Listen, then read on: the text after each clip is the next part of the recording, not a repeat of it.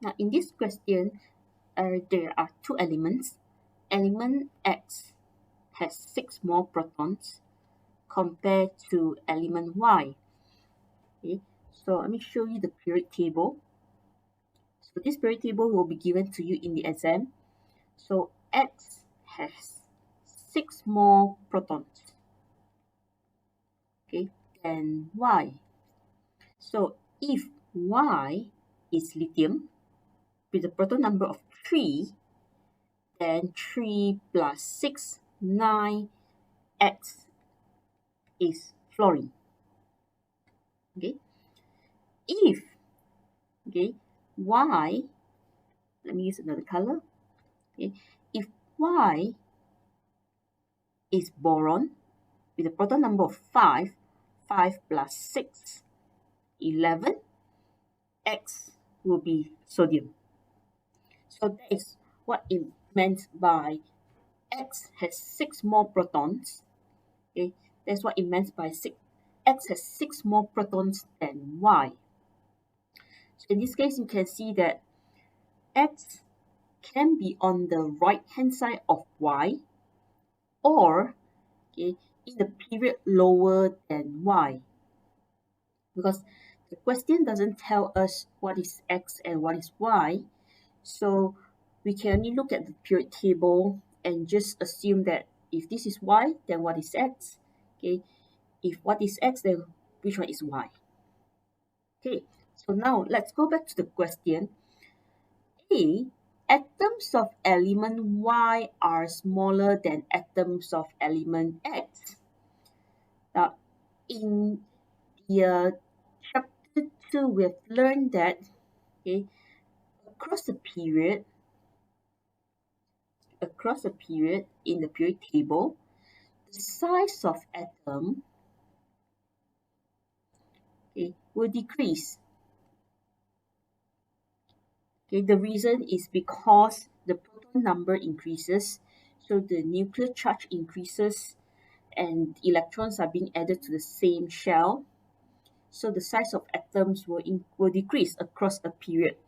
So statement A is only correct if X is on the right hand side of Y in the period table.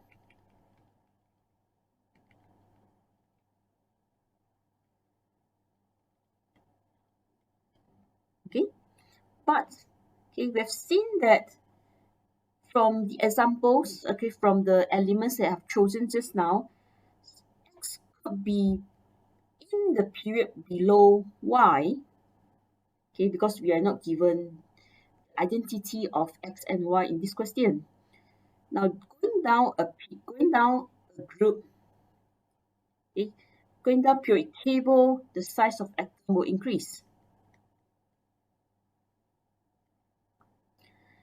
Okay, this is very obvious because going down one period, okay, going down groups, then uh, the shell, number of shell will increase, so the size will definitely increase. So A, okay, A is not always correct because it will only be correct if X is on the right hand side of Y.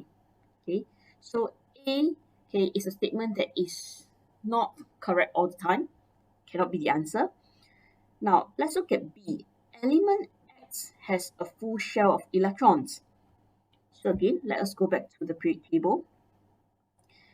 If Y is lithium and X is a fluorine, so let me write the electronic configuration of lithium. 1 S 2 2 S 1. X, if X is fluorine because Y is lithium, so the electronic configuration of fluorine will be 1 S2 2 S2 2 P5. Okay, 5 plus 2 plus 2 is 9 electrons. Okay, proton number is also 9. So does fluorine has a full shell of electrons? Yes. Okay, because shell number 1 is full. Shell number 2 is not full, but if you look at statement B, has a full shell of electrons. You only need one full shell of electrons. and shell number 1 for fluorine is full. Let's look at the next pair. If Y is boron, electronic configuration will be 1s2, 2s2, 2p1. X will be sodium if Y is boron. Okay, so what's the electronic configuration of sodium? 1s2, 2s2, 2p6, 3s1. So does sodium has a full shell of electrons? Yes, indeed it has 2 full shell electrons. Shell number 1 is full, 2, shell number 2 is also full. So again, okay, so whichever pair of X and Y that we choose, element X will always have a full shell of electrons. So this statement B is always correct. So you see must be correct, right? So B is always correct. So let's just choose B as the answer. And now we look at C and D. Okay, we might as well just look at them and see why they were not correct all the time. Element X and element Y are in the same group. Okay, now let's go back and look at our selections. If Y is lithium, okay, the bottom number 3 plus 6 equals to 9, so X is fluorine. If Y is boron, okay, X will be sodium. You see that whichever element that you choose as Y, okay, X will not be in the same group. Okay, same group means Y is lithium, then X is sodium. Okay, if Y is boron, X will be aluminium. Okay, but apparently that's not the case because X has only 6 more protons compared to Y. So statement C is not correct. Now let's look at statement D. Element X and element Y, they are in the same period. Okay, let's look at our selections again.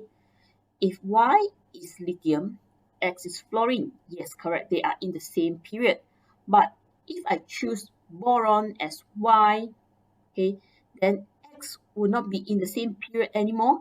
Okay, it will go down to a period lower than that, which is, okay, period 3. So if Y is boron, X is sodium, they are not in the same period anymore. So that means statement D, okay, is not always correct. But we want to choose something must be correct, right? So D is not always correct, so D cannot be the answer. So in this question, the answer will be B.